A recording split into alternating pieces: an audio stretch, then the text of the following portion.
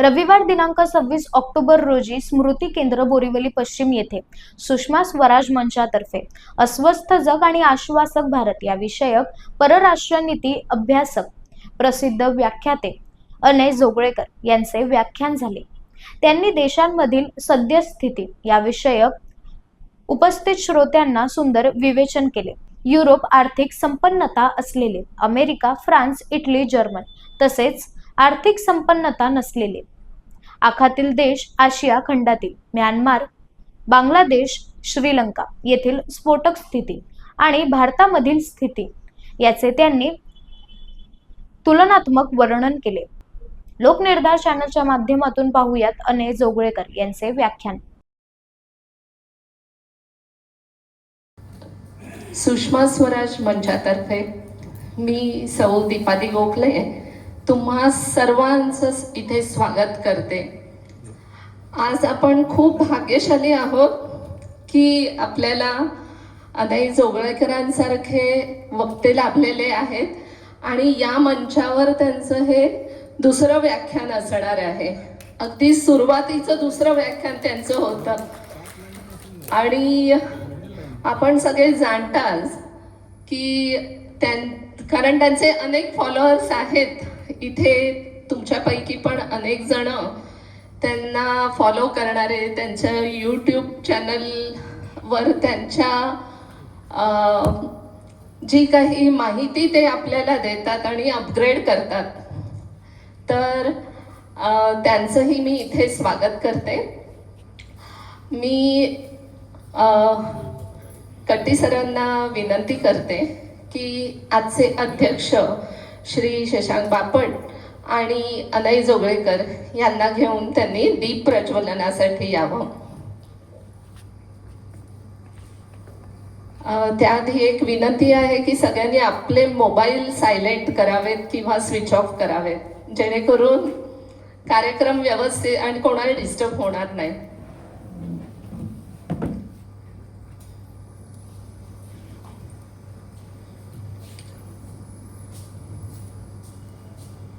भो ज्ञानदीप देवेश स्थाने चात्र स्थिरो भव, यावत् सत्रं करिष्याम तावत् त्वं सन्निधो भव।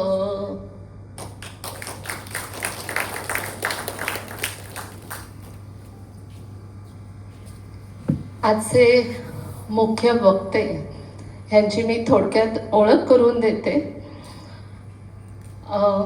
वक्ते अनय रवींद्र जोगळेकर 2006 पासून इस्रायलच्या मुंबईतील वाणिज्य दूतावासात राजकीय संबंध आणि विशेष प्रकल्प अधिकारी, 2010 ते 2014 ऑब्झर्वर रिसर्च फाउंडेशनमध्ये संलग्न संशोधक म्हणून काम केलेले आहे।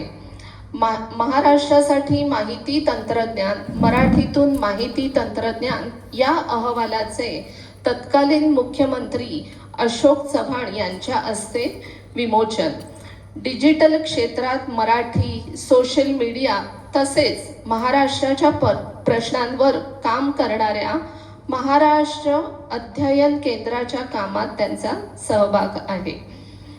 लेखक म्हणून भारताच्या परराष्ट्र धोरणाची विस्तारणारी क्षितिजे 2019 मध्ये पब्लिश झालेले परम मित्र पब्लिकेशन यांनी पब्लिक केले। पुढचं पुस्तक आहे 5 देश 5 राजधान्या, अस्वस्थ युरोपचा धांडोळा, बुक गंगाकडून या वर्ष अखेरीस प्रसिद्ध होणारे हे पुस्तक आहे। एकदा जोरदार टाळ्या त्यांच्यासाठी। लेखन 2009 पासून महाराष्ट्र टाइम्स ऑनलाईन पासून सुरुवात, लोकसत्ता, मटा, लोकमत, सामना, सकाळसह अन्य वर्तमानपत्रात नैमित्तिक लेखन, मिंट आणि फ्री प्रेस जर्नलमध्ये, साप्ताहिक विवेक आणि मुंबई तरुण भारतमध्ये स्तंभलेखन, तरुण भारतमध्ये विदेश नीती हा साप्ताहिक स्तंभ 2017 सालापासून सुरू, TV वाहिन्यांवरील चर्चांमध्ये विश्लेषक म्हणून सहभाग. आपण सगळे जाणतो त्यांचे यूट्यूब चॅनल MH48 नावाने यूट्यूब चॅनल आहे. मुख्यतः महाराष्ट्राच्या आणि आंतरराष्ट्रीय राजकारणावरील विश्लेषण. शिक्षण MCOM मुंबई विद्यापीठे, net commerce, bachelor of journalism. 2009 साली लोकसभा निवडणुकीत लालकृष्ण अडवाणी यांच्या संपर्क कार्यालयात काम. 2015 ते 20 राज्य मराठी विकास संस्थेत अशासकीय सदस्य म्हणून कार्यकारी समितीत काम. ही त्यांची अगदी थोडक्यात ओळख आहे. आपण त्यांना जाणतोच आहोत आणि त्यांच्या बातम्यांमधनं, त्यांच्या अभ्यासामधनं आपल्याला ते नेहमी अपडेट करतच असतात. तर एकदा जोरदार टाळ्या त्यांच्यासाठी. आत्ता जसं मी सांगितलं ह्यांची माहिती सांगताना की तरुण भारतमध्ये सुद्धा त्यांचं लिखाण आहे. तर आज तरुण भारतचे प्रतिनिधी बाहेर उपस्थित आहेत आणि तरुण भारत हे राष्ट्रभक्ती निर्माण करण्यामध्ये त्यांचा खूप मोलाचा वाटा आहे आणि सत्य बातम्या लोकांपुढे आणण्यासाठी सुद्धा त्यांचा हातखंडा आहे. तर अशा दैनिकासाठी आपण आपला हातभार लावणं सुद्धा आवश्यक आहे. तर आपल्यापैकी ज्यांनी कोणी अजूनपर्यंत सबस्क्राईब केलेलं नसेल तर आपण अवश्य सबस्क्राईब करावं. आता मी आजच्या अध्यक्षांची ओळख करते. आजचे अध्यक्ष आहेत श्री शशांक बापट. सायन्स पदवीधर आहेत. मुंबईतील एका प्रसिद्ध आणि प्रथित यश कंपनीत R&D मध्ये डोमेन एक्सपर्ट आणि प्रोसेस एक्सपर्ट म्हणून 40 वर्ष कार्यरत आहेत. यूट्यूबद्वारे जिओपॉलिटिक्स या विषयाचा एक विद्यार्थी आणि अभ्यासक. सध्या त्यांचे वास्तव्य बोरिवलीमध्ये आहे. आपण त्यांचंही स्वागत करतोय. मी त्यांचं पुष्पगुच्छ देऊन कट्टी सरांना विनंती करते की स्वागत करावं.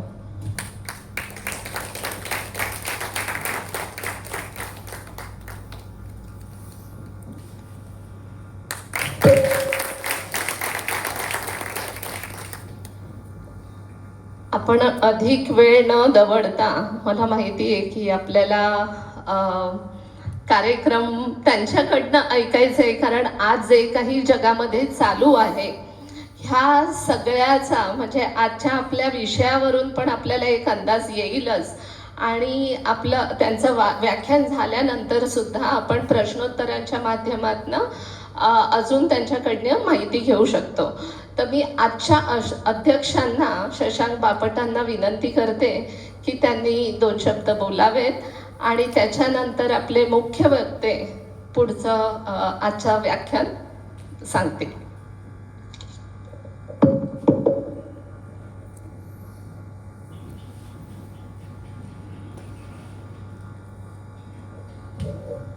नमस्कार सर्वांना. नेहमी तिथे बसणारा माणूस आज इकडे बसलाय, त्याच्यामुळे थोडाफार फरक आहे. असो, 3 गोष्टी मी पाळणार आहे. एक तर तिथे बसलेला असताना नेहमी वक्त्यांना जास्तीत जास्त वेळ द्यावा हे माझं मत असतं आणि तसं मी मत त्यांना सांगत असतो नेहमी. तर ते मी पाळणार आहे.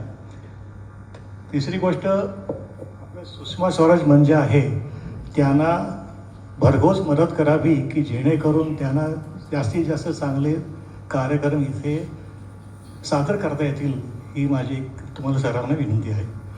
मी अध्यक्षांना आता तुमच्या दोघांमध्ये न येता डायरेक्ट त्यांना विनंती करतो त्यांनी आपला कार्यक्रम चालू करावा. थँक्यू.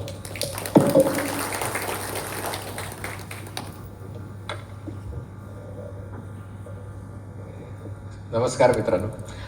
दिवाळीच्या फटाक्यांमुळे आणि एकूणच प्रदूषणामुळे आवाजाची थोडीशी अवस्था बिकट आहे, पण तरी जेवढं बोलता येईल तेवढं मी बोलण्याचा प्रयत्न करतो. मला असं वाटतं की आज व्याख्यानापेक्षा आपल्याशी संवाद साधणं जास्त महत्त्वाचं आहे, कारण देशाच्या पहिल्या परराष्ट्र व्यवहार मंत्री ज्यांनी देशाचं परराष्ट्र धोरण हे लोकांपर्यंत नेलं. म्हणजे परराष्ट्र मंत्री पंडित जवाहरलाल नेहरूपासून ते आता जयशंकरपर्यंत यांच्यापर्यंत अनेक झालेले असले तरी कैलासवासी सुषमा स्वराजजी यांनी या पहिल्या परराष्ट्र मंत्री होत्या ज्यांनी परराष्ट्र व्यवहार मंत्रालयाला एक मानवी चेहरा दिला आणि लोकांपर्यंत ते परराष्ट्र धोरण घेऊन जाण्यास मदत केली, महत्वाचं योगदान दिलं. त्यांच्या स्मृतींना वंदन करतो. आजच्या कार्यक्रमाचे अध्यक्ष श्री शशांक बापटजी, गट्टी सर, साठे सर आणि इतर सगळे मान्यवर मित्र सगळे इथे दुसऱ्यांदा येताना मला अतिशय आनंद होत आहे. आणि बोरिवली सारख्या उपनगरात अशा प्रकारे परराष्ट्र व्यवहार आणि या सगळ्या विषयांवर ते सगळं वाचणारा, त्याचं रसग्रहण करणारा, त्याच्यावर विचार करणारा आणि आपली मतं तयार करणारा एक वर्ग आहे हे बघून खूप आनंदाची ही बाब आहे. कारण देशाचं परराष्ट्र धोरण हे काही मुठभर लोकांच्या त्यांचा तो विषय असता कामा नये, तो सर्वांचा विषय असावा, सर्वांचं त्याच्यामध्ये योगदान असावं असं माझं मत आहे. आणि त्यामुळे अशा प्रकारे संवाद साधणं हे अतिशय आनंदाची गोष्ट आहे. आपल्यापैकी अनेक जण, मला कल्पना आहे, केसरी ट्रॅव्हल, विना ट्रॅव्हल, इतर सगळ्या कुठल्या ना कुठल्या तरी ट्रॅव्हल तर्फे युरोपात जाऊन आले असेल आणि त्यामुळे युरोपच्या ट्रिपचं काही मला इथे वर्णन करायचं नाहीये. पण एका घटनेच्या संदर्भाने आजच्या व्याख्यानाला सुरुवात करतो. 2 जून तारीख होती, 2 जून 2025 आणि आम्ही बर्लिन ते हॅम्बुर्गवरनं आणखीन एक कोपनहेगनला जाणारी गाडी पकडायची होती आणि तिकडनं कोल्डिंग नावाचं शहर आहे डेन्मार्कमध्ये, तिकडनं डेन्मार्कच्या उत्तर भागात जायचं होतं जटलँड. म्हणजे जवळजवळ 700-750 किलोमीटर प्रवास होता आणि 2 गाड्या बदलून पुन्हा रस्त्याने 200 किलोमीटर जायचं होतं. आणि आम्ही जेव्हा वॉर्शाहून बर्लिनला चाललो होतो तेव्हा गाडीत असताना एक ईमेल आली, मेसेज आला की आमची गाडी 8 मिनिटं उशिरा धावत आहे. माझ्या मनात विचार आला, रे वा, जर्मन रेल्वे, म्हणजे तुम्ही रेल्वेच्या गाडीच्या वेळेनुसार आपल्या घड्याळाची वेळ सेट करू शकता. 8 मिनिटं लेट म्हणजे आपण आपल्याकडे अशा गोष्टी धरतही नाही. आणि म्हणून बर्लिनला पोहोचलो. मग वाटायला लागलं उगाचच हॅम्बुर्गला 2 गाड्या बदलण्यामध्ये आपण 1.25 तासाचं अंतर ठेवलेलं आहे. खरं तर जिथे 7 मिनिटं 8 मिनिटं गाडी लेट असेल तिथे पुढची गाडी मिळाली असती.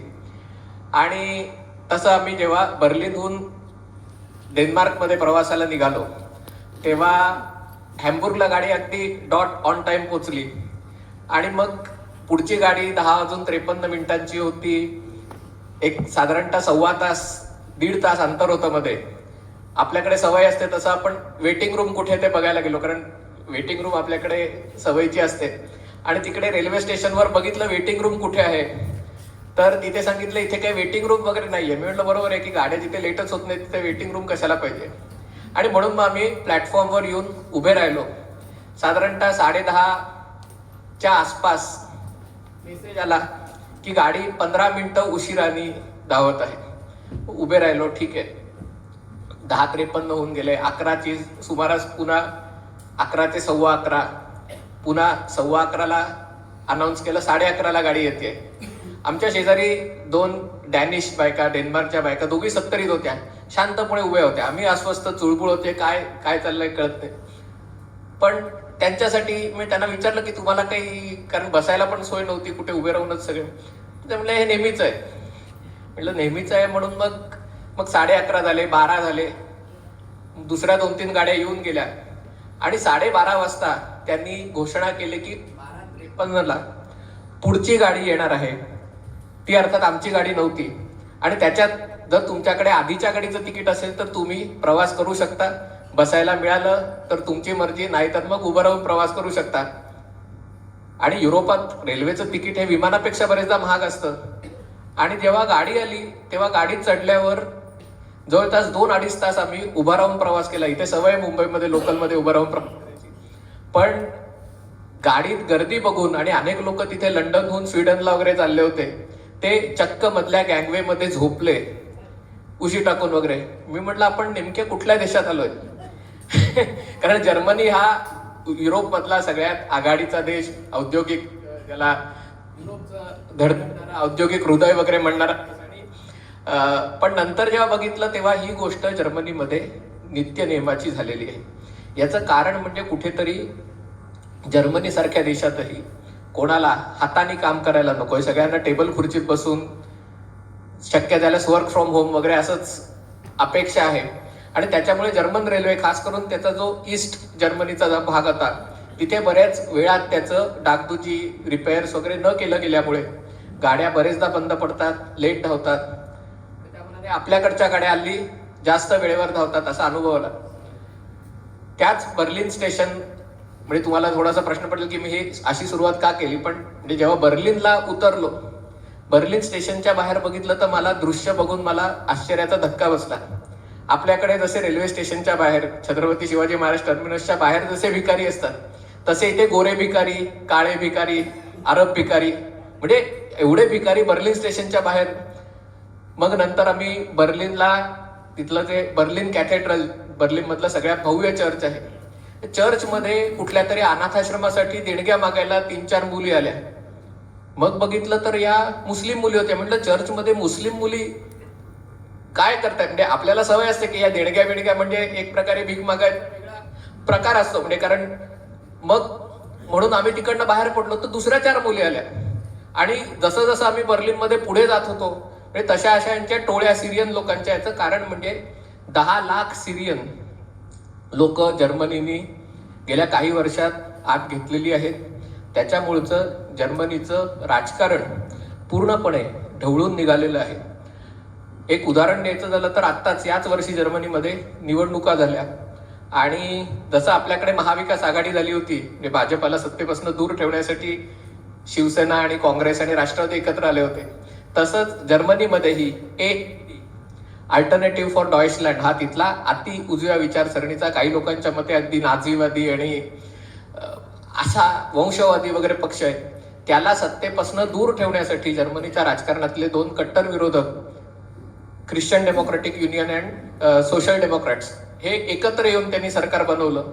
पण अवघ्या 6 महिन्यात, आणि त्यांचे अध्यक्ष हे ब्लॅक रॉकमध्ये वरिष्ठ अधिकारी होते, स्वतः हेलिकॉप्टर पायलट, म्हणजे उच्च शिक्षित, म्हणजे स्वतः ट्राईड, म्हणजे सगळं आयुष्यात बरंच यश संपादित केलेले, मग राजकारणात आलेले. आणि अवघ्या 5 महिन्यात अल्टरनेटिव्ह फॉर डॉइचलँडची लोकप्रियता ख्रिश्चन डेमोक्रेटिक युनियनच्या पुढे गेली. पुढच्या वर्षी जर्मनीमध्ये 6 राज्यांमध्ये निवडणुका आहेत, आणि या निवडणुकांमध्ये आपल्या पक्षाचा पराभव होईल ही कुठेतरी जाणीव फ्रेडरिक मर्क्स यांना जाणवायला, म्हणजे यांना व्हायला लागले. आणि त्यामुळे अगदी परवाचाच एक इन्सिडेंट आहे ते सांगतो.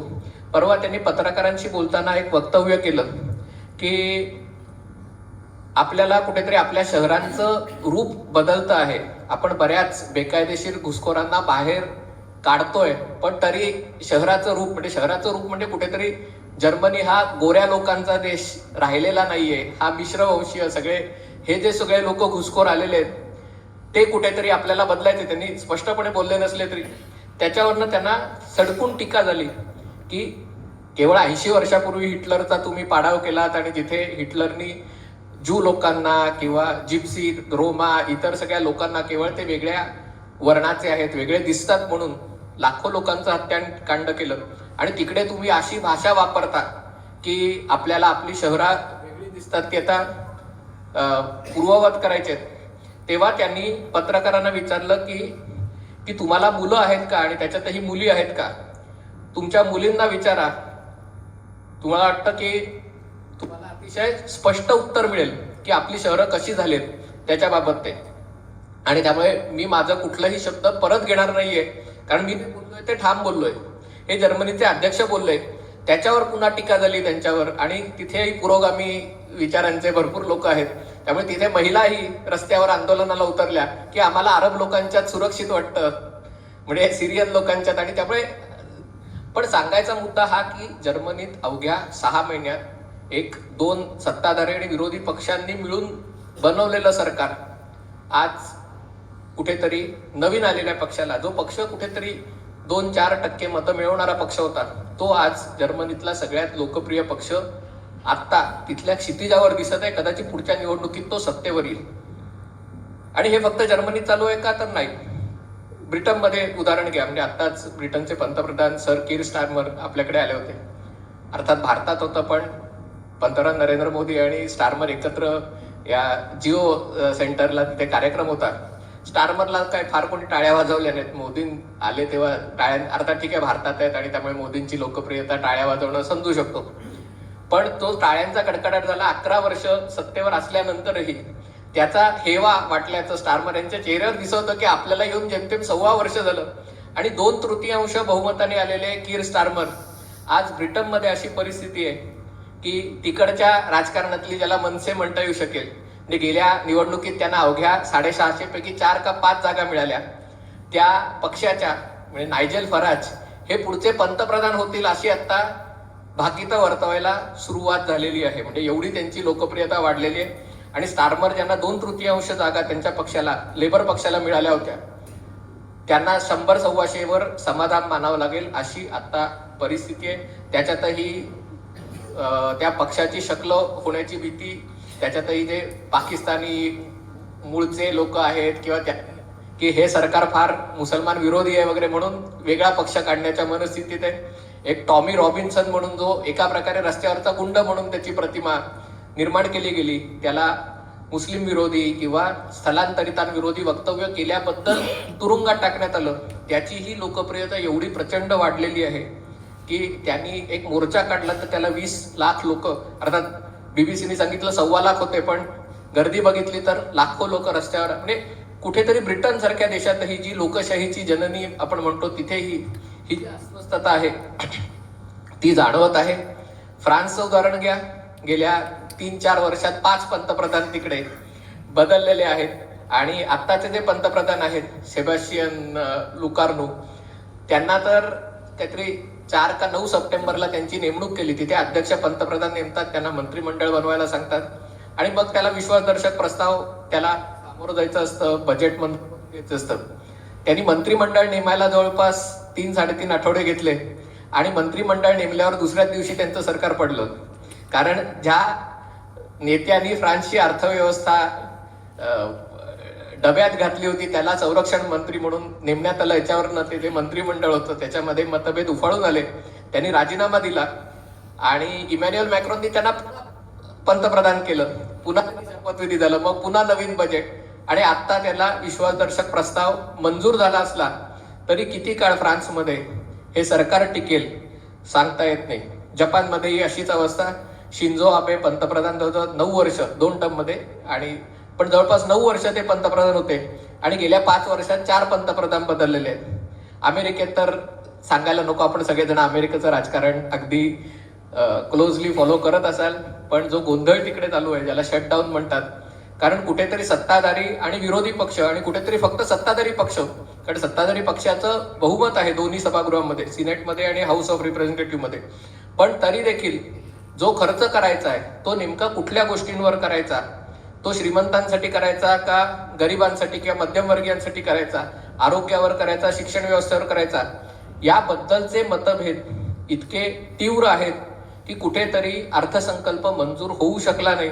आणि 1 ऑक्टोबरला शटडाऊन म्हणजे गव्हर्नमेंट शटडाऊन म्हणजे जे तात्पुरते कर्मचारी असतात सरकारचे म्हणजे किंवा त्या सगळ्या गोष्टी बंद होतात, कारण त्या चालू ठेवण्यासाठी लागणारा जो निधी असतो, बजेट असतं, ते मंजूर होऊ शकत नाही. याच्या आधी अमेरिकेत अनेकदा शटडाऊन झालेलं आहे, म्हणजे असं नाही की ही पहिली वेळ आहे, पण याच्या पूर्वी शटडाऊन झालं की कुठे 2 दिवस 4 दिवस 1 आठवडा त्याच्यात काहीतरी त्यातनं तोडगा निघायचा. आता आज आपण 26 ऑक्टोबर होत, म्हणजे जवळपास 4 आठवडे होत आलेत, पण हे शटडाऊन काढल्या जाण्याची कोणतीही लक्षणं अमेरिकेमध्ये नाही आहेत. अमेरिकेत H1B निर्णय जो कसा झाला त्याची कहाणी तर आणखीनच मनोरंजक आहे. म्हणजे आपल्याला वाटतं कुठेतरी भारताला लक्ष करण्यासाठी हा H1B निर्णय हा केला गेला, पण जे मी ऐकलेलं आहे त्याच्यात असं होतं की त्यांनी डोनाल्ड ट्रम्प यांनी एक ट्रम्प कार्ड म्हणून की पैसे द्या आणि अमेरिकेचं नागरिकत्व किंवा लॉंग टर्म रेसिडेन्सी घ्या, हे ट्रम्प कार्ड काढलं होतं.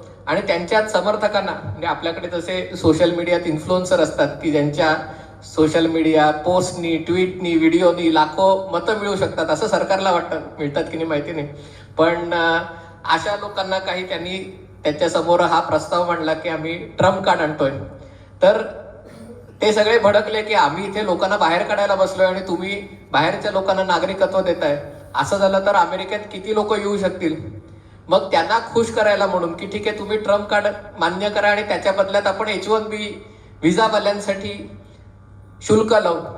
तो निर्णय घेतला गेला, तो घोषित केला गेला.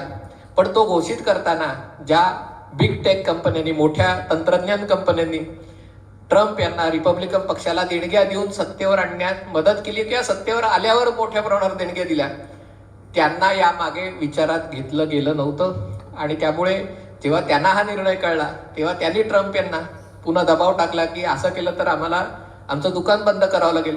कारण एवढ्या मोठ्या प्रमाणावर जर लोकांना $1,00,000 फी भरायला लागली तर उद्योग अमेरिकेबाहेर जातील.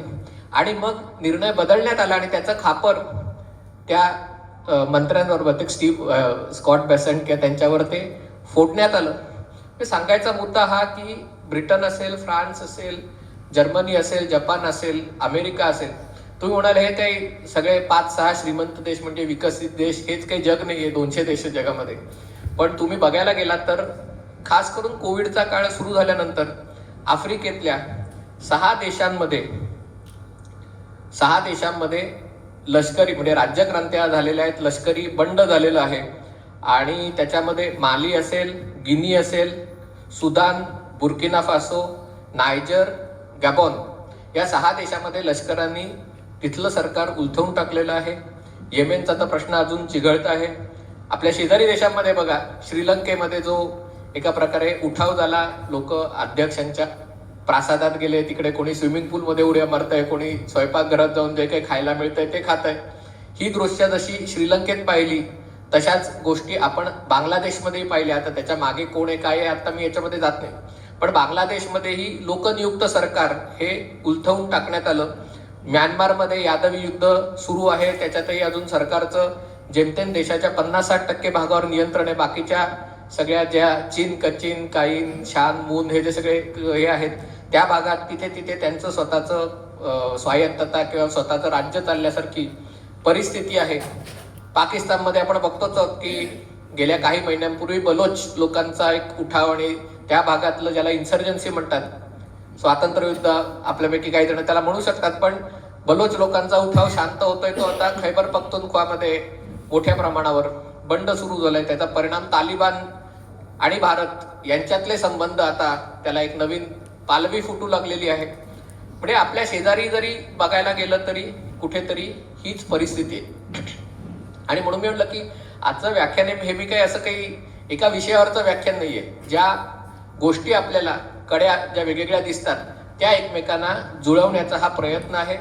हा एक प्रयत्न आहे. मी असं नाही म्हणणार की तो 100% काही अचूक असेल, कारण शेवटी जगात काय होतं त्याचं आपण आपापल्या परीने आकलन करण्याचा प्रयत्न करतो, त्याचा अर्थ लावायचा प्रयत्न करतो आणि त्या गोष्टी आपल्याकडे कशा प्रकारे टाळता येतील किंवा तिथे होत आहेत तर आपल्याकडे का होत नाहीयेत, याच्यात काही आपलं काहीतरी चांगलं आहे का, आपण नशीबवान आहोत, काय नेमकं कारण आहे याचा आपण काही विचार करण्याचा प्रयत्न करतो.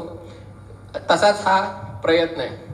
तर मला असं वाटतं की जगात जे काही बदल गेल्या 10-12 वर्षामध्ये मोठ्या प्रमाणावर होऊ लागलेले आहेत आणि त्याची चिन्ह आपल्याला भारतातही दिसलेली आहेत. म्हणजे साधारणतः तुम्ही 10-12 वर्षापूर्वीचा कालखंड बघा तर आपल्याकडेही तेव्हा मराठा आरक्षण, पटेल आरक्षण, जाट आरक्षण, आताही अजूनही ओबीसी, धनगर म्हणजे वेगवेगळ्या कम्युनिटीजचं, वेगवेगळ्या जाती समूहांचं आपल्याला सरकारी नोकरी मिळावी किंवा आपल्याला एक कायमस्वरूपी नोकरी मिळावी यासाठीचं जे आंदोलन आहे, शिक्षणात अधिक वाटा मिळावा, ते आपल्याकडेही होत आहेत.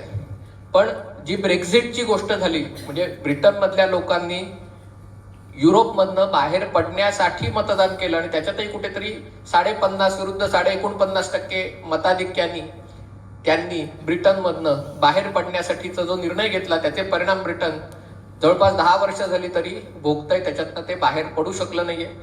त्याच आसपास अमेरिकेतही ज्याला टी पार्टी मुवमेंट म्हणतात की त्यांना वाटायला लागलं की हे जे आपण ज्यांना मतदान करतो रिपब्लिकन पक्षाचे लोक हे सगळे भ्रष्ट आहेत. म्हणजे ते गप्पा मारतात की अमेरिकेला या सगळ्यापासनं भांडवलशाहीवादी देश आहेच आहे, पण या सगळ्या लोकांचं वेगवेगळ्या लॉबीजची साठलोट आहे आणि त्यांच्याकडनं पैसे घेऊन त्यांच्या मूळ मतदाराचं हे लोक ऐकत नाहीयेत, प्रतारणा करतायत.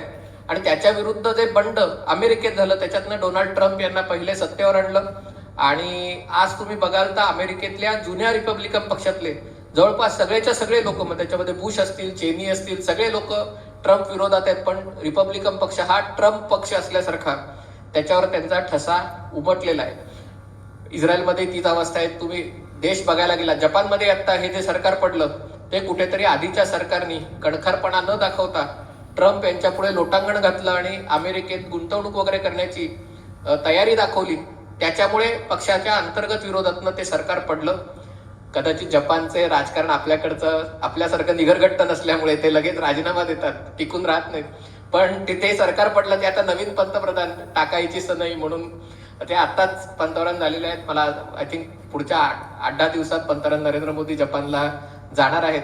पण त्यांची ओळख आहे ती एका प्रकारे कणखर भूमिका घेणाऱ्या नेता म्हणून त्यांची ओळख आहे. पहिल्या महिला पंतप्रधान आहेत. म्हणजे हे बदल जगात घडतायत. हे गेले 10-12 वर्ष जे प्रस्थापित जे राजकारण होतं, डावं उजवं, उदारमतवादी अधिक रूढीवादी असे जे 2 तट पडले होते, त्याच्यामध्ये खूप मोठ्या प्रमाणावर बदल होत आहेत असं जाणवण्यासारख्या गोष्टी घडत आहेत. जेव्हा आपण विचार करतो की हे का होत असावं, याच्या मागचे फॅक्टर्स काय बदललंय नेमकं, तर मला असं वाटतं की 4-5 गोष्टी आहेत की ज्याच्यामुळे या जगाच्या अर्थकारणावर, राजकारणावर, समाजमनावर खूप मोठ्या प्रमाणावर परिणाम होत आहेत. मला असं वाटतं ते कुठले फॅक्टर असावेत, तर पहिली गोष्ट इंटरनेट आणि समाज माध्यमांमुळे जगातल्या 700-750 कोटी लोकांना एकमेकांशी जोडलं आहे. एक जगातला मोठा वर्ग होता. मला आत्ताच कार्यक्रमाच्या पूर्वी कोणी सांगितलं की वयाच्या 60पर्यंत राजकारण अजिबात आम्ही वाचत नव्हतो, बघत नव्हतो. तुम्ही युट्यूबमुळे वगैरे हे सगळं आम्ही बघायला लागलो आणि त्याच्यात गोडी निर्माण झाली. आणि ही परिस्थिती जगात सगळीकडे झालेली आहे की जो एक खूप मोठा वर्ग होता, जो काही कारणास्तव राजकीय चर्चा, संवाद याच्यापासून दूर होता, कदाचित त्याला रस नव्हता, कदाचित त्याच्याकडे ती माध्यमं नव्हती, तो या व्हॉट्सअपमुळे, फेसबुकमुळे, ट्विटरमुळे हा राजकारणाशी आणि या चर्चेशी जोडला गेला. आणि त्यामुळे त्याची जी मतं आहेत, जी पूर्वी ऐकली जात नव्हती, फक्त 5 वर्षांनी निवडणुकीत जायचं, मतदान करायचं, घरी यायचं, एवढाच त्याचा लोकशाही प्रक्रियेमधला सहभाग होता. तो सहभाग आता अधिक तीव्रतेने जाणवायला लागलाय. त्यांची मतं कधीच राजकीय, ज्याला पॉलिटिकली करेक्ट म्हणतो, ती कधीच नव्हती. कारण त्याला जसं वाटत होतं जग, तशी भूमिका राजकीय नेते घेत नव्हते. कुठल्या ना कुठल्या तरी दबावाखाली, कुठल्या ना कुठल्या तरी वैचारिक बांधिलकी पोटी. आणि त्यामुळे ते जसं बोलायला लागले, ते जसं त्यांना ऐकायला हवं, तशा प्रकारचे नेते राजकारणामध्ये त्यांचा उदय झालेला. आणि मग त्याला लेफ्ट विंग असो, राईट विंग असो, पॉप्युलिझम, लोकानुनय करणारे, लोकांच्या भावना ओळखून त्या दृष्टीने राजकारण करणारे राजकीय नेते जगाच्या पटलावर सगळीकडे दिसायला लागले. दुसरी गोष्ट त्याच्यातनं म्हणून म्हटलं की इंटरनेटमुळे सगळ्यात महत्वाची कुठली गोष्ट झाली असेल तर ते अस्मितेचं राजकारण. ती जातीची अस्मिता असो, धर्माची असो, भाषेची असो, पण या बाहेरचे विरुद्ध परप्रांतीय विरुद्ध स्वप्रांतीय ही जी अस्मिता असो, ते अस्मितेचं राजकारण अधिक तीव्र व्हायला लागलंय. दुसरी गोष्ट जी आपण नाकारू शकत नाही जगात, ज्याला क्लायमेट चेंज म्हणतो, वातावरणातील बदल आहेत. आता दिवाळीतही पाऊस पडला, त्यामुळे काही मी तुम्हाला सांगायला नको काय बदल आजूबाजूला होत आहेत ते. पण या वातावरणातील बदलामुळे अनेक गोष्टींमध्ये राजकारणावर आणि अर्थकारणावरही खूप मोठा परिणाम झालाय. म्हणजे हे जे सगळं गेल्या 10-12 वर्षात स्थलांतर होतंय, त्याच्या मागचं एक कारण आहे की शेती आता शाश्वत उरलेली नाहीये. शेती करणं म्हणजे जो पूर्वी ज्याला म्हणजे कनिष्ठ नोकरी म्हटलं जायचं आणि शेती सगळ्यात वरची म्हटलं जायचं, ती आता नोकरी सगळ्यात पहिले आणि शेती सगळ्यात खालची अशी अवस्था झाल्यामुळे जो शेतकरी वर्ग होता, मोठी जमीन असलेला वर्ग होता, आज त्याची जमिनीचे तुकडे पडले. कुटुंब संख्या वाढल्यामुळे, वातावरणातील बदलामुळे पीक येईल की नाही शाश्वती नाही. आणि दुसरीकडे जे ज्यांना नोकरी आहे, पांढरपेशी नोकऱ्या आहेत, त्यांचं जे सुखाचं आयुष्य आहे की मलाही असं आयुष्य असायला हवं, त्याच्यामुळे कुठेतरी शहरात यायचं. पण शहरात आल्यावर घर परवडत नाही, शिक्षण परवडत नाही. शहरात आलो तर आपली संस्कृती म्हणजे हे आता मी या पुस्तकात प्रकाशित होणाऱ्या लिहिलेलं आहे की युरोपमध्ये सगळीकडे हीच अवस्था आहे की कुठेतरी प्रत्येक देशाची राजधानी, आणि जे आपण मुंबईचं राजकारण म्हणतो त्याच्यातही हा मुद्दा येतोच की मुंबई ही महाराष्ट्राची राजधानी असल्याची परिस्थिती आहे का नाही, कुठेतरी ती संस्कृती आणि इतर राज्याची संस्कृती. तसं युरोपमध्ये देशाची संस्कृती आणि राजधानी याच्यामध्ये कुठेतरी एक दरी वाढताना दिसते. पण याच्या मागे वातावरणातील बदलांचा जो भाग आहे, इतर ठिकाणी जे लाखो लोकांचं स्थलांतर होत आहे आफ्रिकेमधनं खास करून, त्याला वातावरणातील बदल कारणीभूत आहे. वातावरणातील बदल जेवढे कारणीभूत आहेत तेवढंच युद्ध आणि यादवी युद्ध ते देखील कारणीभूत आहे. सुदैवाने ऑपरेशन सिंदूर 4 दिवसात संपलं. अनेकांना अजूनही वाटतं की ते पाकिस्तानचा पूर्ण पराभव करेपर्यंत युद्ध लढायला हवं होतं. पण जर युद्ध वेळीच थांबलं नाही तर त्याचे जे राजकारणावर, अर्थकारणावर, समाजावर परिणाम होतात ते तुम्ही रशिया युक्रेन युद्धात किंवा गाझापट्टीतल्या युद्धात बघू शकता. गाझापट्टीत आता युद्धविराम झाला असला तरी रशिया युक्रेन युद्ध आता 3.5 वर्ष सुरू आहे आणि कधी ते थांबेल सांगता येत नाही.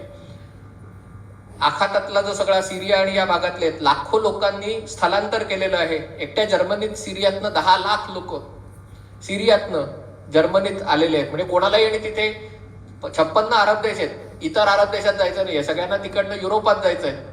कारण कुठेतरी तिथे जी जीवनशैली आहे ती आपल्याला हवी, या उद्देशाने जे स्थलांतर आहे ते युरोपकडे मुख्यतः स्थलांतर होताना दिसत आहे.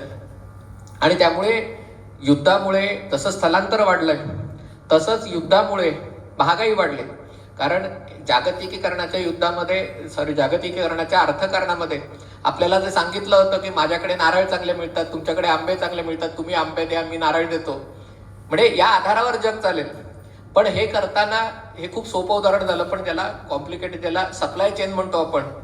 ज्या पुरवठा साखळ्या होत्या त्या आपण अशा प्रकारे तयार केल्या की विकसित जग किंवा श्रीमंत देश यांचं उत्पादन क्षेत्र जवळपास त्यांनी जर्मनी आणि जपानचा थोडासा अपवाद वगळता त्यांनी उत्पादन क्षेत्रातनं पूर्णपणे बाहेर येऊन, कारण ते प्रदूषण करतं, त्याच्यामुळे त्याच्यातनं बाहेर येऊन सेवा क्षेत्रावर भर दिला. आणि कोविड आणि त्याच्यानंतर ही युद्ध, त्याच्यामुळे या देशांमध्ये जो खूप मोठ्या प्रमाणावर स्थित्यंतर होतंय. कारण अन्नधान्याच्या किमती 4 पट 5 पट वाढल्या, पेट्रोल डिझेलच्या गॅसच्या किमती मोठ्या प्रमाणावर वाढल्या आणि त्याच्यामुळे इतर देशांमध्ये परिणाम होऊन तिकडनं बेकायदेशीर लोक या देशांमध्ये यायला लागले. आणि या सगळ्यामुळे युरोपचं राजकारण, अमेरिकेचं राजकारण हे ढवळून निघालेलं आहे. आणि त्यामुळे हा जो भाग आहे म्हणजे वातावरणातील बदलांचा भाग आहे, तसाच या युद्धामुळे पुरवठा साखळ्या तुटल्या, चीनमुळे पुरवठा साखळ्या तुटल्या. कारण चीननी ज्या प्रकारे कोविड काळामध्ये लॉकडाऊन करून टाकलं तेव्हा चीनमधनं येणारा माल या देशांमध्ये बंद झाला, तेव्हा याची जाणीव झाली. आणि नंतर चीननी या सगळ्याचं एक स्ट्रॅटेजिक वेपन म्हणून, शस्त्र म्हणून चीननी वापरायला सुरुवात केली. आता अमेरिकेचे अध्यक्ष डोनाल्ड ट्रम्प ही त्याचाच वापर करतायत, पैशाचा वापर करतायत की म्हणजे युद्ध शस्त्रांनी न लढता डॉलरनी लढायचं किंवा आर्थिक निर्बंध किंवा टॅरिफ लावून लढायचं, ही जी प्रवृत्ती वाढते त्याच्यामुळे जग हे 1990 पासून ते 2020 पर्यंत एकमेकाला अधिक घट्टपणे जोडलं जात होतं. हे आता प्रत्येक देश स्वतःचं बेट, स्वतःची स्वायत्तता, स्वतःचं सेल्फ रिलायन्स हे करण्याचा प्रयत्न करत आहे. आणि त्याला जोड जर कुठली मिळाली असेल आता तर ही ज्याला आर्टिफिशियल इंटेलिजन्स, ते जे आत्ता त्याचं नवीन वादळ येऊ घातलंय त्याच्यामुळे तर जगावर काय परिणाम होणार आहेत त्याची कल्पना ही आत्ता आपल्यापैकी बऱ्याच जणांना नाहीये. कदाचित हे जरा अवास्तव कल्पना असेल, पण AI क्षेत्राचे खूप गंभीर परिणाम जगावर होणार आहेत. साधं उदाहरण द्यायचं झालं तर जे आपण ChatGPT वापरतो ओपन AI, त्या ओपन AIची विजेची मागणी साधारणतः 1000 मेगावॅटवरनं यावर्षी ती 2000 मेगावॅट पर्यंत जाईल. पण असा अंदाज आहे की 2033 पर्यंत या ओपन AIची विजेची मागणी 2.5 लाख मेगावॅट इतकी होईल. 2.5 लाख मेगावॅट म्हणजे किती, तर भारताचं आत्ताचं जे एकूण विजेचा वापर आहे 140 कोटी लोकांचा विजेचा वापर, त्याच्या जवळपास 1.5 पट किंवा दुप्पट वीज एकटी AI कंपनी तिला ही वीज लागणार आहे. आता ही वीज तयार कशी करणार, कोणाकडे उत्तर नाही. की आपण small modular reactor, nuclear energy वापरू, कोणी म्हणतायत सोलर, मोठे ज्याला सोलर फार्म किंवा असं हे तयार करू, ग्रीन हायड्रोजन, म्हणजे आता त्या दृष्टीने काम सुरू आहे. पण सगळ्यात बिग टेक कंपन्या आता ऊर्जा, ठीक आहे तुम्ही ऊर्जा उत्पन्न करणार, ट्रान्समिशन कसं करणार, एका ठिकाणून दुसरीकडे वीज वहन कसं करणार. आणि त्यामुळे जिथे केवळ भांडवलशाहीवर आधारित व्यवस्था होती, जी गोष्ट आपल्याकडे पुण्यामध्ये झाली, बेंगलोरला झाली, म्हणजे बेंगलोरला मी 1990-91 साली गेलो होतो आणि तिथे एक सर्कल होतं, 25 सिनेमा थिएटर होते आणि तेव्हा 15 रुपये 20 रुपयात सिनेमाचं तिकीट मिळायचं. जेव्हा बेंगलोरमध्ये IT क्षेत्र आलं आणि फोफावलं तेव्हा 500 रुपये खर्च करूनही तिकीट मिळेल असं झालं. आणि त्यामुळे जो बेंगलोरचा मूळ निवासी होता त्याला वाटलं की आपल्याला या आपल्या शहरात कोणी म्हणजे सिनेमा बघायचा तरी आपल्याला सिनेमा बघायची सोय नाहीये, कारण हे जे सगळे IT क्षेत्रात आलेले लोक आहेत त्यांना शनिवार रविवार पैसे खर्च नाही केले तर करणार काय पैशाचं. त्यामुळे तो जो फॅक्टर अमेरिकेत आता असं झालं की गेल्या 1-1.5 वर्षात अमेरिकेच्या काही राज्यांमध्ये विजेचे दर हे जवळपास दुप्पट झालेले आहेत. का तर तिथल्या ज्या IT म्हणजे AI कंपन्या होत्या त्यांचा विजेचा वापर एवढा वाढलाय की जो जास्त दराने वीज घेईल त्याला आम्ही वीज देऊ, हा साधा सोपा हिशोब आहे. पण या AI मुळे म्हणजे असं म्हणतात की औद्योगिक क्रांतीमुळे तुम्ही म्हणजे माणूसही हाताने कामं करायचं ते यंत्र करायला लागलं. त्याच्यानंतर जी मोबिलिटी किंवा हे झालं त्याच्यामुळे तुम्ही पायानी चालत जायचं ते चाक विमान याच्यावर आलं. पण AI मुळे ते तुम्ही डोक्याने काम करत होतात ते कामही आता एका प्रकारे सबस्टिट्यूट त्याचा होणार असल्यामुळे मग 70-80% लोकांनी करायचं काय, म्हणजे हा प्रश्न आहे की सगळ्यांना मग जसं आपल्याकडे 80 कोटी लोकांना सरकार धान्य देतं तसं सगळ्यांना धान्य, डेटा पॅकेट आणि हे देऊन की दिवसभर गाणी ऐका, सिनेमे बघा आणि आरामाचं आयुष्य जगा. याच्यामुळे पण हा हसण्यावरही नेण्याचा विषय नाहीये. याच्यामुळे राजकारणावर जे परिणाम होणार आहेत, सामाजिक विषमतेवर जे परिणाम होणार आहेत, त्याची अजून माणसाच्या मानसशास्त्रावर जे परिणाम होणार आहेत, म्हणजे माणसाच्या परस्परातील संबंधांवर जे परिणाम होणार आहेत त्याचा अजून पुरेसा आकलन झालंय, पुरेसा आपण अभ्यास करतोय. अशी आता परिस्थिती नाही, सगळं जग त्याच्यासाठी प्रयत्न करतंय. मग तुम्ही म्हणाल भारत या सगळ्या म्हणजे या अस्वस्थतेत भारत का वेगळा वाटतो, म्हणजे आपण एकाच विचाराचे आहोत आणि सगळ्यांना म्हणजे पंतप्रधान नरेंद्र मोदींचं कौतुक करायचंय वगैरे म्हणून आपण भारत आश्वस्त आहे का किंवा आश्वासक आहे का असं आहे का, तर मला नाही वाटत की अगदी म्हणजे सरकारचं कौतुक करायला किंवा मोदींचं कौतुक करायला म्हणून भारत आश्वासक वाटतोय असं मी म्हणतोय. मला असं वाटतं की भारताच्या काही गोष्टी थोड्या वेगळ्या आहेत आणि त्याच्यामुळे भारत या सगळ्यामध्ये कुठेतरी आत्ता वेगळा जाणवतोय. असं नाही म्हणत की भारत सुरक्षित आहे किंवा फार त्याच्यातनं फार काळ तो वेगळा राहू शकेल. पण पहिला फॅक्टर मला असं वाटतं की आपल्याला अशा प्रकारची परिस्थिती सहन करायची किमान 1000 वर्षांची सवय. म्हणजे आपण आपला इतिहास जर बघितला तर आक्रमकांचा काळ आणि त्याच्यामुळे समाजात होणारी स्थित्यंतर आणि त्याच्यातला जो रेझिलियन्स आहे की अशा परिस्थितीत, आणि अगदी आत्ताच उदाहरण घ्या कोविड काळातही जेव्हा असं एक भीती व्यक्त केली होती की प्रेतांचा खच पडेल, लाखो करोडो लोक मरून पडतील किंवा लोक रस्त्यावर उतरतील, व्यवस्था उलथवून टाकतील, अनेक ठिकाणी परिस्थिती वाईट होती, म्हणजे काही त्याच्यामध्ये नाकारण्याचं कारण नाहीये. आणि सरकारने काय केलं हा वेगळा विषय, पण जी भारतीय लोकांच्यातली अंगभूत जी सहनशक्ती आहे की परिस्थिती थोडी बिकट झाली तरी आपण टिकाव धरून राहू शकतो, आपण लगेच रस्त्यावर, म्हणजे हा मला खास करून भारत आणि अमेरिका या देशांमधला फरक जाणवतो. म्हणजे आपल्याकडे जी संस्कृती आहे त्याचा जो धागा आहे, भले त्याच्यात संघर्ष असतील, मतभेद असतील, पण तो संस्कृतीचा धागा घट्ट आहे. अमेरिकेत समाज आहे हा समृद्धीमुळे एकत्र आहे. ज्या दिवशी त्या समृद्धीला तडे जातील अमेरिकेतले लोक एकमेकांचे जीव घेतील, कारण बाकी फॅक्टर असा, भले त्यांनी अमेरिकन ड्रीम वगैरे करण्याचा प्रयत्न केला असेल पण कुठेतरी ही आर्थिक समृद्धीच्या आधारावर तो देश एकमेकांना, दॅट इज द ग्लू, तर त्याच्यामुळे तो देश एकमेकाला जोडला गेलेला आहे. हा त्यातला पहिला फॅक्टर आहे. दुसरा फॅक्टर मला असं वाटतं की ज्या अस्वस्थतेतून जग, खास करून विकसित जग आत्ता जात आहे, ती अस्वस्थता आपण साधारणतः 1985 ते 2014 या 30 वर्षाच्या कालखंडात अनुभवले. कारण जे परिणाम आत्ता युरोपवर होत आहेत तशाच प्रकारचे परिणाम आपल्याकडे म्हणजे सोव्हिएत रशियाच्या विघटनाच्या आधीपासून ते जाणवायला लागले होते. मग त्याचे राजकीय दृष्ट्या कसे त्याच्यातनं मंडल कमंडल, त्याच्यानंतर वेगवेगळे विषय त्याच्यातनं पुढे आले. पण त्याच्यानंतर एक जवळपास 30 वर्षाचं आघाडी सरकारचा, कारण दोन्ही राजकीय पक्ष त्यांच्यासाठी आर्थिक उदारीकरण हा ऑप्शनला टाकायचा विषय बनला नाही, कारण तुम्हाला अनेक गोष्टी करण्याचं कंपल्शन, तुम्हाला गोष्टी कराव्या लागल्या आणि त्याचा राजकारणावर परिणाम झाला. त्याच्यातनं प्रादेशिक पक्ष, मग प्रादेशिक पक्षांचे परिवारवादी पक्ष झाले आणि नंतर पुन्हा त्याचं कन्सॉलिडेशनची स्टेज. आता बिहार निवडणुकीनंतर अधिक ते स्पष्ट होईल की नेमकं काय होतंय, पण भारत कुठेतरी पुन्हा कन्सॉलिडेट होण्याच्या, म्हणजे जे युरोप आत्ता अनुभवतोय ते आपण थोडंसं आणखीन 25-30 वर्ष आपल्याला त्याची सवय झाल्यामुळे आपण त्याच्यातनं आता बाहेर पडतोय, ते लोक आत शिरतायत या सगळ्या याच्यामध्ये. म्हणजे खास करून मला हा प्रश्न वाटत होता की या सगळ्या देशांमध्ये प्रस्थापित राजकीय पक्षाचे राजकीय पक्ष हे होत आहेत, हे जर्मनीमध्ये आहे, ब्रिटनमध्ये लेबर पक्ष लोकप्रियतेची कमी होते, पण जो विरोधी पक्ष आहे, कॉन्झर्वेटिव्ह पक्ष, टोरीज, त्यांची वाढत नाही, नवीन पक्ष राजकीय याच्यावर येत आहेत.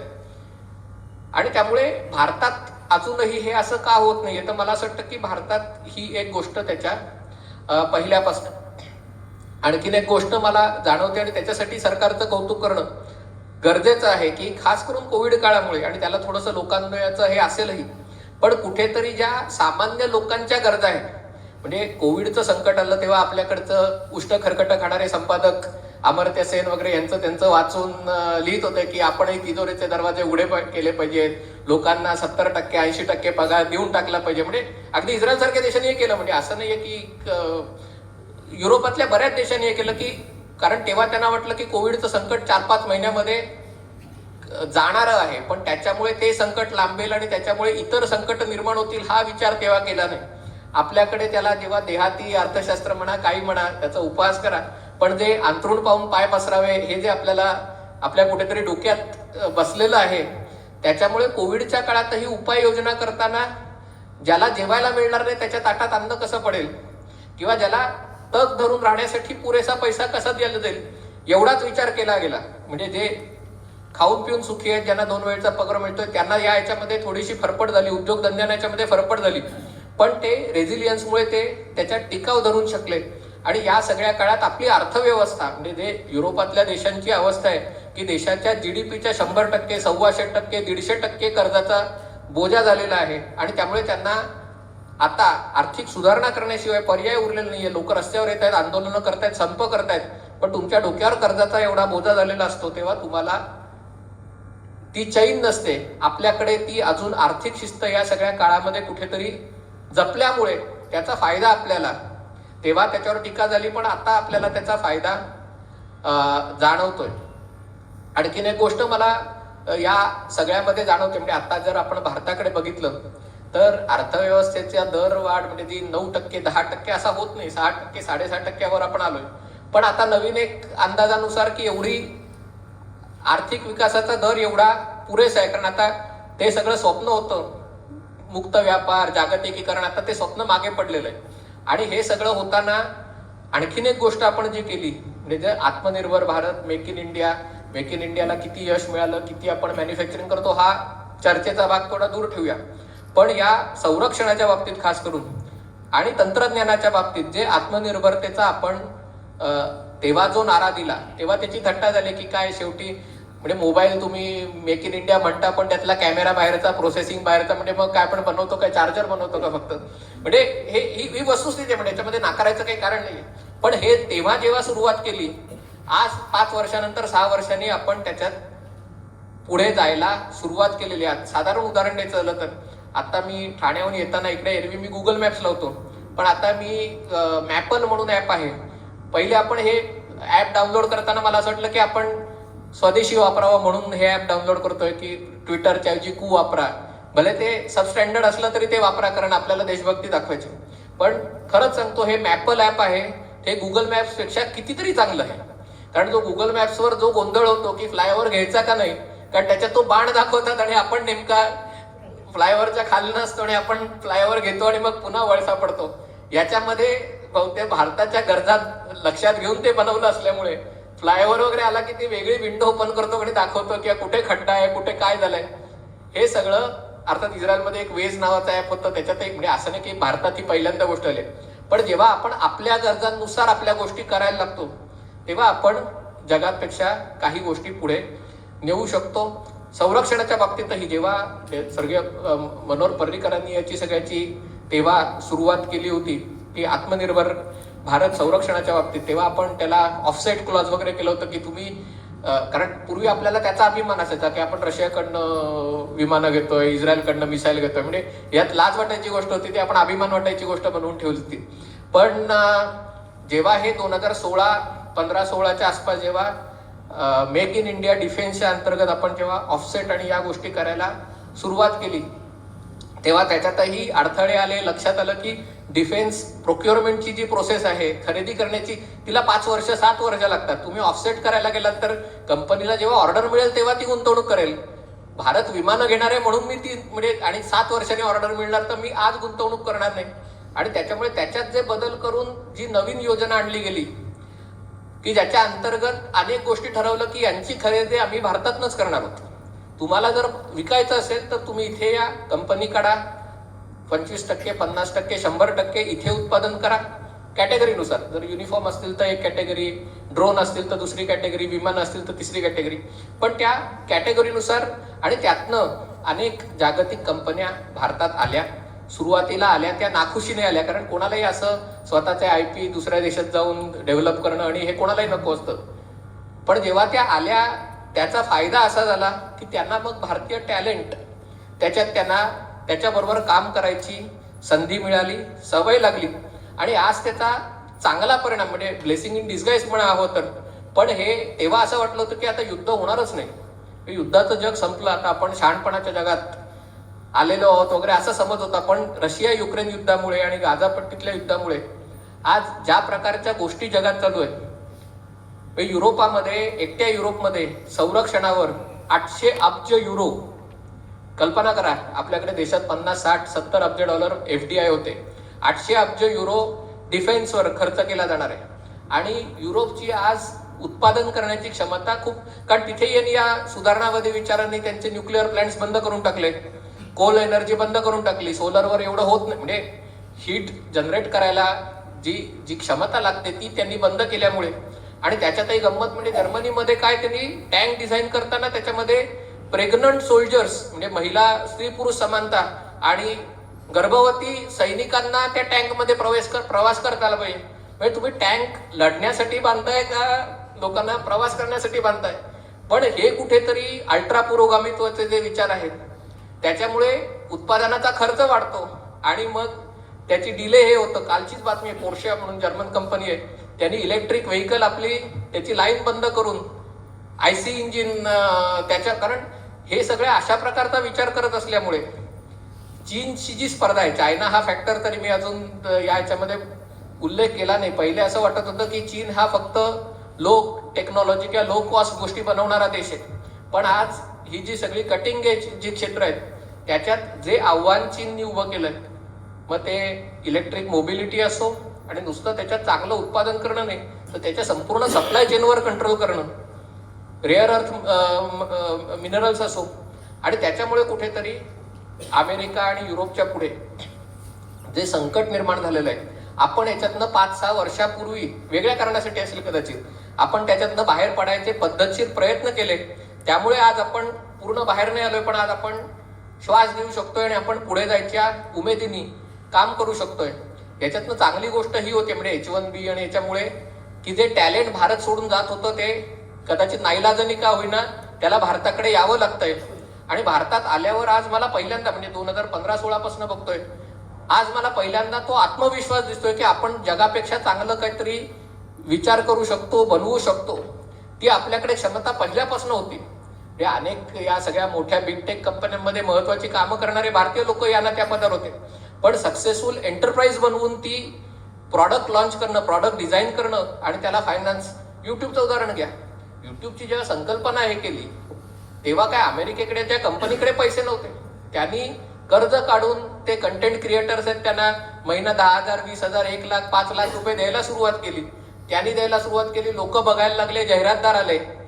5 वर्षात कंपनी प्रॉफिटेबल झाली. आपल्याकडे 140 कोटी लोकांचं मार्केट आहे, पण आपण अमेरिकन कंपन्यांच्याच आहारी जाऊन आपल्याकडे कोणी असा विचार केला नाही की त्याला मी 10 वर्ष तोटा सहन करतो पण मी याच्यात पैसे टाकतो. पण आज तो आत्मविश्वास कुठेतरी जाणवायला लागलेला आहे. अर्थात अजूनही बऱ्याच गोष्टी पार करायच्या आहेत, अनेक स्पीड ब्रेकर अजूनही आहेत. याच्यामध्ये कोर्टाचं सगळ्यात मोठं योगदान आहे की त्याच्यात होणारी दिरंगाई, त्याच्यात होणारा तो साफ करण्याची गरज आहे. एकूणच स्ट्रीमलाइनिंग ज्याला कायदे कानून नियम आहे त्याच्यातही बऱ्याचपैकी बदलाची गरज आहे.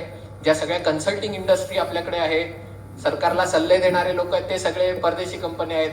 त्याच्यात एक आत्मनिर्भरता अजूनही येण्याची गरज आहे. अनेक गोष्टी बाकी आहेत, मी असं नाही म्हणत की सगळं साफ आहे. पण या सगळ्याच्या पार्श्वभूमीवर मला असं वाटतंय की बाकीचं जग आता या सगळ्याच्यामध्ये या गर्तेत अडकलं असताना आणि बाहेर कसं पडायचं याचा मार्ग त्यांना दिसत नसताना भारत त्याच्यात अधिक आत्मविश्वास पूर्ण वाटचाल करत आहे. ही या सगळ्यात मोठी जमेची बाजू आहे. इथे मी माझं विवेचन थांबवतो आणि आपल्या प्रश्नांची उत्तरं द्यायला मला आवडेल, कारण नाहीतर नुसतं बोलण्याला किती वेळ आपल्याला बोलता येईल, पण तुम्ही प्रश्न विचाराल तर मला नक्की आवडेल उत्तर द्यायला. धन्यवाद.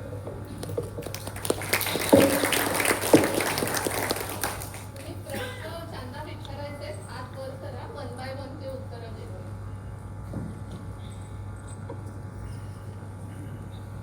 युरोपमध्ये किंवा आपण फ्रान्समध्ये बघतो, एम फॅक्टरवरती एवढा मोठा प्रमाण चाललाय की त्यांच्या शहराचे सगळे एवढ्या लोकांचे आपण गेले त्यांना राहणं आज मुश्किल झाले.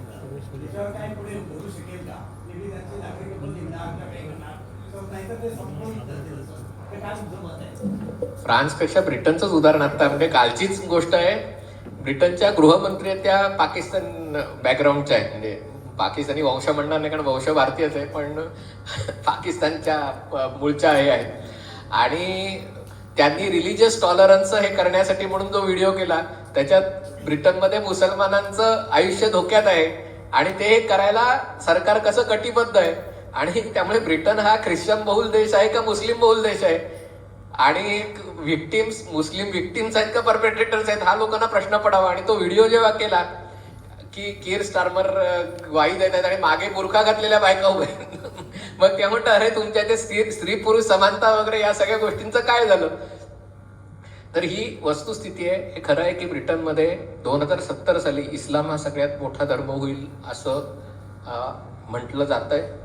ते अशासाठी नाही की कारण आता फक्त 6% लोकसंख्या आहे, ती 6%, पण जे ख्रिश्चन आहेत ते ख्रिस्ती धर्म त्यांनी केव्हा सोडून दिलाय. म्हणजे अनेक चर्च आहेत तिथे आता हॉटेल उघडतायत, तिथे काही चर्च आता मुसलमानांनी विकत घेतले. म्हणजे ही जी परिस्थिती आहे, कारण ख्रिश्चन लोकांनी आपला धर्म सोडला आणि मुस्लिम लोकांच्यातलं धर्मप्रेम अधिकाधिक तीव्र होत आहे. आणि त्याच्यामध्ये जी गोष्ट त्यांनी म्हणजे यांचं सगळ्यांचं कसं आहे की आपण अंधाराकडनं प्रकाशाकडे गेलोय आणि जगाला एक चांगला मार्ग दाखवण्याची नैतिक जबाबदारी आपल्यावर आहे. आणि त्यामुळे हे जे असायलम सिकर्स किंवा यांचं जे हे आहे, म्हणजे सगळ्यांना माहिती आहे की बेकायदेशीररित्या बोटीतनं लोक येतात किंवा आणि आल्यावर पकडल्यावर त्यांना विचारतात की तुला शरणार्थी म्हणून हे करायचं आहे का, तर त्याला सगळेजण हो म्हणतात. आणि मग त्याला ते तोपर्यंत हॉटेलची व्यवस्था करणं, राहायची खायची व्यवस्था करणं, कामधंदाने सरकार त्याला आणून देतं. पण तिथल्याही न्यायालयामध्ये एवढे खटले प्रलंबित आहेत की ती केस यायला 2-2.5 वर्ष लागतात. तोपर्यंत काय सरकार त्यांचा खर्च करणार का? आणि त्याच्यातही बऱ्याच जणांचं म्हणजे आता हे सगळे टॉमी रॉबिन्सन सारखे वगैरे लोक ज्यांना गावगुंड म्हणून त्यांची संभावना किंवा जातीयवादी किंवा वंशवादी म्हणून ज्यांची निर्वसना केली होते, ह्या लोकांचे प्रश्न विचारले लागल्यावर त्यांच्याकडे उत्तरं नाही आहेत. की माणूस पाकिस्तानातनं येतो तेव्हा म्हणतो की माझा धार्मिक आधारावर छळ होतोय, किंवा पंजाबमधनं लोक येतात म्हणतात मी शीख असल्यामुळे मला माझा छळ होतोय, मी अल्पसंख्याक असल्यामुळे छळ होतोय. आणि मग ब्रिटन ठीक आहे त्याचं काय कायदेशीर प्रक्रिया आहे ते करतं आणि मग त्याला नागरिकत्व देतं शरणार्थी म्हणून. शरणार्थी नागरिकत्व मिळालं की पुढच्या महिन्यात तो तिथे जातो पाकिस्तानात, तिकडे जमीन विकत घेतो. म्हणजे ज्या देशात तुझा छळ होत असतो तिथे तू जाऊन जमीन कशी काय विकत घेतोस आणि तिथे जाऊन तू लग्न करतोस आणि सासू सासऱ्यांना वगैरे घेऊन सगळ्या कुटुंबासह येतोस. यांच्याकडे सांगणारे म्हणतात की तो इथे येऊन टॅक्सी चालवतो, देशाच्या अर्थव्यवस्थेला योगदान देतो, हे सगळं ठीक आहे, पण त्याच्याबरोबर तो 5 जण डिपेंडंट आणतो, त्याचं काय? हा जो प्रश्न आहे त्याला युरोपातले अनेक देश उत्तर शोधत आहेत. फ्रान्समध्ये म्हणजे एकेका देशामध्ये वेगवेगळे लोक आहेत. ब्रिटनमध्ये मुख्यतः पाकिस्तानी आणि बांगलादेशी लोक आहेत. फ्रान्समध्ये हे एक अल्जेरियन लोक आहेत, म्हणजे ते त्यांच्या कॉलनीज होत्या तिकडनं अधिक प्रमाणात येत आहेत. स्पेनमध्ये मोरक्कन आणि हे लोक आहेत.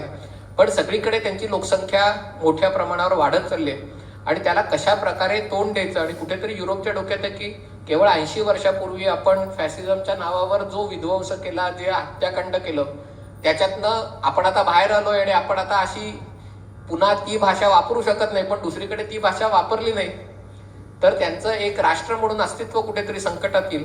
त्यामुळे हा फॅक्टर खरा आहे. अनेक देशांमध्ये तिथल्या लोकसंख्येच्या वाढीचा दर मंदावलाय.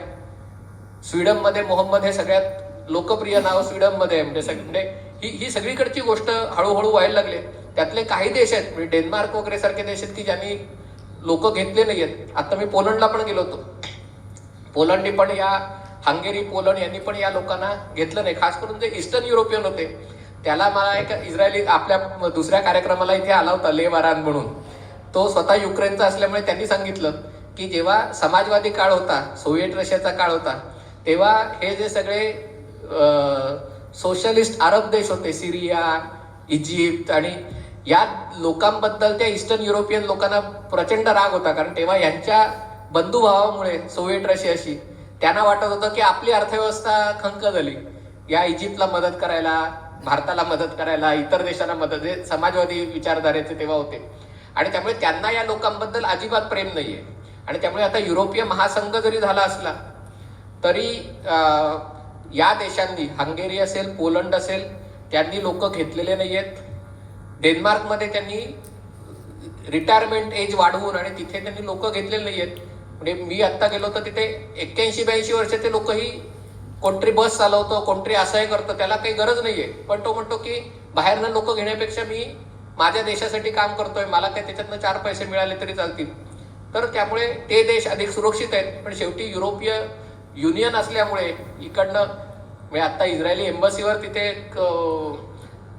स्वीडनमध्ये येऊन दोघांनी बॉम्ब फेक केले आणि पुन्हा स्वीडनमध्ये, म्हणजे ह्या अशा गोष्टी आहेत, तो धोका आहे. पण मला असं वाटतं की युरोप याच्यातनं जेव्हा बाहेर पडेल तेव्हा कदाचित युरोप पुन्हा 1930-40च्या दशकात युरोपनी गोष्टी केल्या तसं तो करू शकेल. नाही केलं तर मग युरोप संपेल. म्हणजे मला असं वाटतं की युरोपचं भविष्य, एकीकडे औद्योगिक क्षेत्रातही चीननी त्यांना मागे टाकलंय, तिकडे संरक्षणाच्या बाबतीत अमेरिकांनी त्यांचा हात काढून घेतलाय, आणि डेमोग्राफीचा विषय आहे, याच्यातनं युरोपनी काहीतरी ड्रास्टिक केलं नाही तर युरोपचं जे आपण युरोप म्हणून एक चित्र उभं राहायचं ते खूप मोठ्या प्रमाणात धोक्यात येईल अशी भीती वाटते.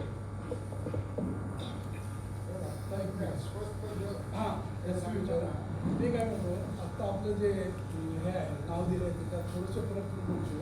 सध्या भारत अस्वस्थ आहे आणि त्यात अस्वस्थ मोदी आहे.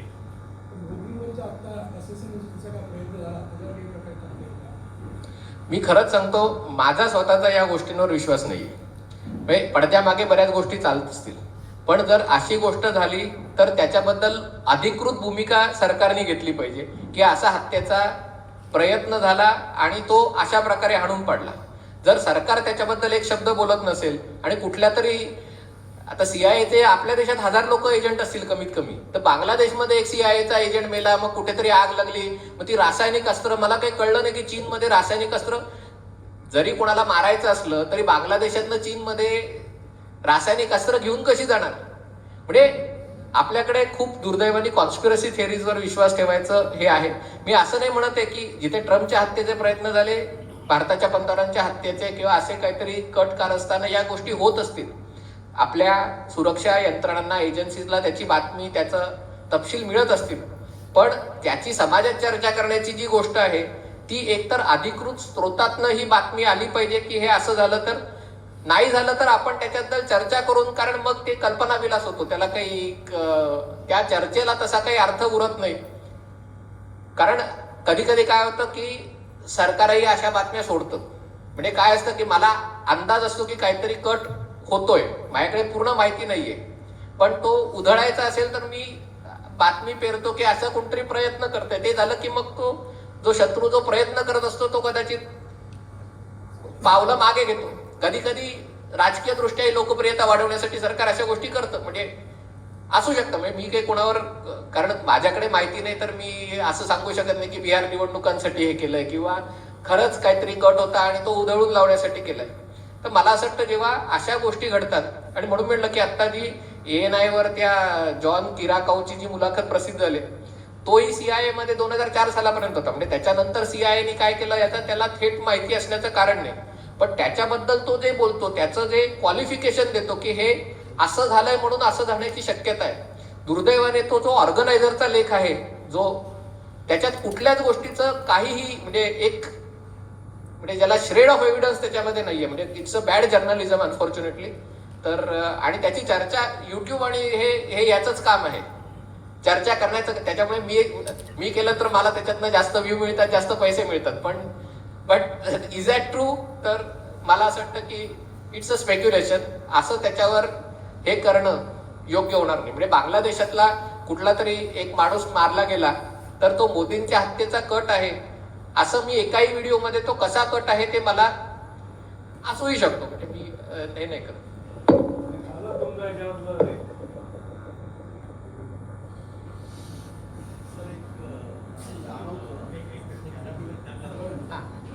बोला ताई. मुख्यत्वे युरोपियन देशांचा उल्लेख केला. माझ्या डोळ्यासमोर तीन देश आहेत, ऑस्ट्रेलिया, न्यूझीलंड, कॅनडा. हे तिन्ही देश म्हणजे देशात त्यांचा उल्लेख करतो तेव्हा मुद्द्यामध्ये नसतात. तिथे सगळं व्यवस्थित आहे का आपली संरक्षणाच्या दृष्टीने त्यांना समुद्र, त्यांच्या ज्या सीमा आहेत त्या त्यांचं रक्षण करतात. ऑस्ट्रेलियात लोक घुसखोरीचा प्रयत्न केला की त्यांना कुठल्या तरी बेटावर नेऊन सोडतात, की त्यामुळे तो डिटरन्स म्हणून काम करतो. माझा काही खूप, मी असं नाही म्हणणार अभ्यास आहे की न्यूझीलंडमध्ये किंवा ऑस्ट्रेलियामध्ये काय चाललंय, पण न्यूझीलंडमधनं बरेच लोक स्थलांतर करतायत, कारण न्यूझीलंडचं हवामानही खूप एक्स्ट्रीम आहे आणि तसा तो कट ऑफ आहे. पण गोरे लोक न्यूझीलंडमधनं स्थलांतर करतायत असं व्हिडिओ बघितला होता. ऑस्ट्रेलियाच्या बाबतीतही हळूहळू, म्हणजे जे इंग्लंडमध्ये ब्रिटनमध्ये आज होतंय ते उद्या ऑस्ट्रेलियामध्ये होणार का अशी चिंता व्यक्त केली जाते. आता भारतीय लोकांविरुद्ध तिथे एक आंदोलन उभं राहिलं होतं, कारण 7-1 लाख भारतीय मेलबोर्न मेट्रोपॉलिटन एरियामध्ये, म्हणजे पण हे ऑस्ट्रेलियाच विद्यार्थी म्हणून लोकांना घेते. त्यांनाही माहिती असतं की हे फेक विद्यार्थी आहेत, काहीतरी hotel management, hair dressing, travel and टुरिझमचे कोर्स करता करता ते 20 तास आठवड्याचे 30 तास कामं करतात आणि मग ते तिथेच राहतात. मग त्यातल्या बऱ्याच जणांना नागरिकत्व मिळतं, रेसिडेन्सी मिळते. त्याच्यामुळे त्यांची जी श्रमशक्तीचा जो मुद्दा आहे तो तिथे विद्यार्थ्यांच्या रूपाने ते सोडवण्याचा प्रयत्न करतात. पण ऑस्ट्रेलियातही थोडंसं हळूहळू, जे एक ऑस्ट्रेलिया हा मुख्यतः ज्याला ब्रिटिश, स्कॉटिश, वेल्स हे लोक जे ऑस्ट्रेलियात येऊन त्यांची संख्या होती ती आता हळूहळू व्हिएतनामीज, भारतीय, चीनी हा टक्का वाढत चाललाय. कदाचित आणखीन 20-1 वर्षांनी ऑस्ट्रेलियात इस्लामायझेशनचा धोका कमी आहे. आता तिथे गाजासाठी हजारो लाखो लोकांचे आंदोलनं झाली. सिडनीला वगैरे जवळ 70-80 हजार लोक होते. पण अजून ऑस्ट्रेलिया असा देश म्हणून त्याच्यासमोर संकट वगैरे असं आता परिस्थिती नाहीये. ऑस्ट्रेलियाबाबत मला थोडीशी चिंता आहे, ती म्हणजे अमेरिका आणि चीन यांच्या शीतयुद्धात ऑस्ट्रेलिया मधल्यामध्ये भरडला जाणार आहे. कारण ऑस्ट्रेलियाचं सगळ्यात मोठं मार्केट चीन आहे. कारण चीनच्या औद्योगिकरणाला लागणारं रॉ मटेरियल, ॲग्रिकल्चर हे सगळं ऑस्ट्रेलिया मोठ्या प्रमाणावर हे करते. आणि आत्ता जे अमेरिका आणि ऑस्ट्रेलिया यांच्यामध्ये, आत्ताच ऑस्ट्रेलियाचे पंतप्रधान व्हाईट हाऊसमध्ये गेले, 9 महिन्यांनी त्यांना बोलवलं, तोपर्यंत त्यांना बोलवलं नव्हतं. पण अमेरिका त्यांना न्यूक्लिअर सबमरीन्स विकणार आहे आणि त्यांचा काहीतरी 200 का 250 अब्ज डॉलरचा तो करार. म्हणजे एवढा ऑस्ट्रेलियाला न्यूक्लिअर सबमरीनची गरज आहे का? तर मुळीच नाहीये गरज. पण ती न्यूक्लिअर सबमरीन जर तायवानला युद्ध झालं किंवा जपानच्या इथे काही युद्ध झालं तर त्याचा वापर होऊ शकेल. म्हणजे ऑस्ट्रेलिया याच्यातनं अमेरिकेच्या बाजूने आहे कळल्यावर चीन ऑस्ट्रेलियाला टपली मारल्याशिवाय राहणार नाही. तर हे ऑस्ट्रेलियाला बॅलन्सिंग करणं कुठेतरी अमेरिका आणि चीन आणि कुठेतरी भारत, जपान, आणि खास करून तेव्हा जेव्हा पूर्वी कसं होतं, हे क्वाड गट एक अधिक सशक्तपणे समोर येत होता. पण आता या क्वाडमध्ये आता डिसेंबरच्या अखेरीपर्यंत भारतात क्वाड समिट आहे, पण ट्रम्प येतील असं काही चिन्ह नाहीये. हे मोदी मलेशियाला गेले नाहीत ते हत्येच्या कटामुळे, नाही ते ट्रम्प यांना सामोरं जायला नको म्हणून मोदी मलेशियाला गेले नाहीत. कारण ते भेटले की समोर येऊन काहीतरी घोषणा करतील आणि म्हणजे त्याच्यातनं एम्बॅरसमेंट शिवाय काही होणार नाही आणि म्हणून मोदी टाळतायत आत्ता ट्रम्पना. पण त्यामुळे क्वाड गट आत्ता जपानमध्ये सत्तांतर झालं आहे. कुठेतरी जपानने लेचीपेची भूमिका घेतली अमेरिकेसमोर. त्यामुळे ऑस्ट्रेलियाबाबत जर भारत आणि जपान मदतीला नसतील तर एकट्या बेभरोशाच्या अमेरिकेच्या जीवावर ऑस्ट्रेलिया चीनला टक्कर देऊ शकेल का, हा प्रश्न आहे. कॅनडाच्या बाबतीत आता कॅनडा थोडासा सावरतोय. म्हणजे याच्या आधीचे पंतप्रधान म्हणजे जस्टिन ट्रुडोच्या काळात ज्या पद्धतीने कॅनडामध्ये हे सगळे खलिस्तानवादी, गाझापट्टीतनं सगळीकडनं म्हणजे जगातल्या प्रॉब्लेम प्लेसेसमधनं लोक त्यांनी घेतले. केवळ म्हणून म्हटलं की पॉप्युलिझम, लोकानुनयाचं राजकारण जगात सगळीकडे वाढतंय.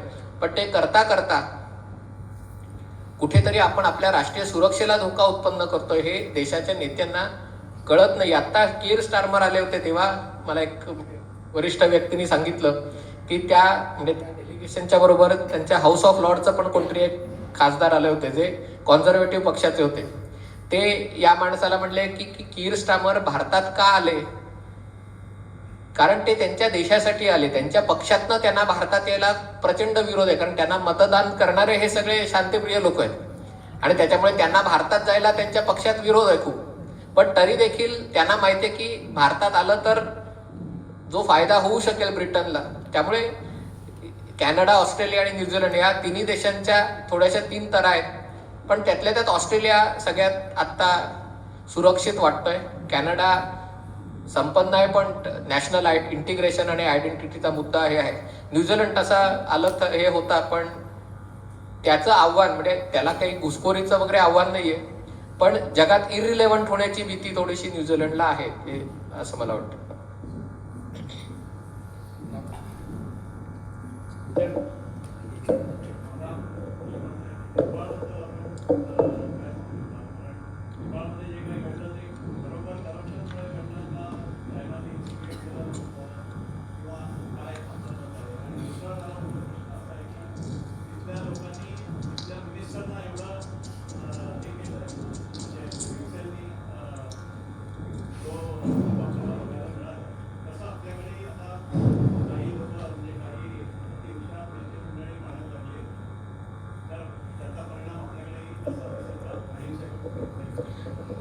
दुर्दैवाने नेपाळ हे गेली 20 वर्ष एक फुटबॉल ग्राउंड झालंय. म्हणजे फुटबॉल इकडनं तिकडे जसा टोलवला जातो आणि मग शेवटी कोणतरी गोल मारतं, तसं नेपाळमध्ये राजेशाही गेल्यानंतर भारत तर नेपाळमध्ये पहिल्यापासून म्हणजे रोटीबेटी व्यवहार आहेत सीमेवर आणि भारत नेपाळमध्ये आहेच.